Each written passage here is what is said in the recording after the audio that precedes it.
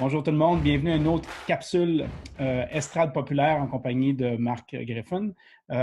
Aujourd'hui, Marc, j'aimerais qu'on parle de la chandelle intérieure. Ce règlement qu'on entend lors des matchs, lorsqu'on va les voir, lorsqu'on les regarde à la télé.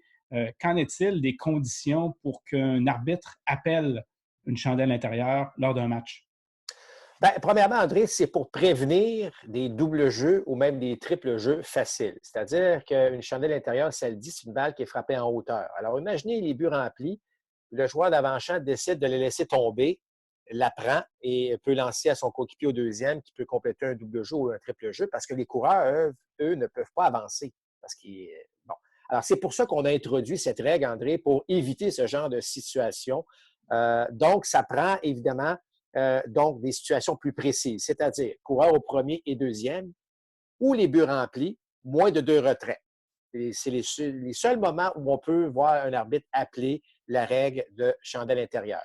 Maintenant, André, ça veut dire quoi, chandelle intérieure, pour le joueur d'avant-champ? Qui capte cette balle? Comment ça fonctionne? Bien, évidemment, il faut que cette balle-là soit en jeu également. Donc, si c'est une balle qui est frappée en territoire des fausses balles.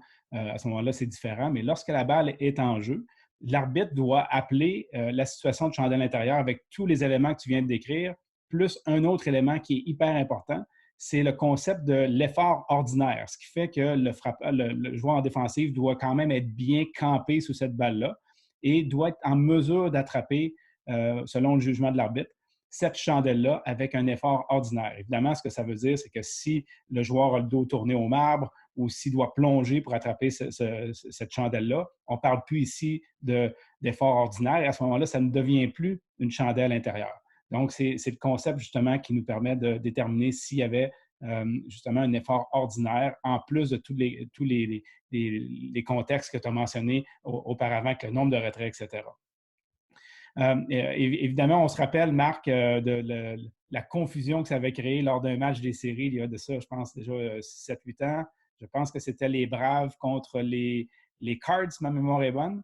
Est-ce que tu te rappelles de Exact.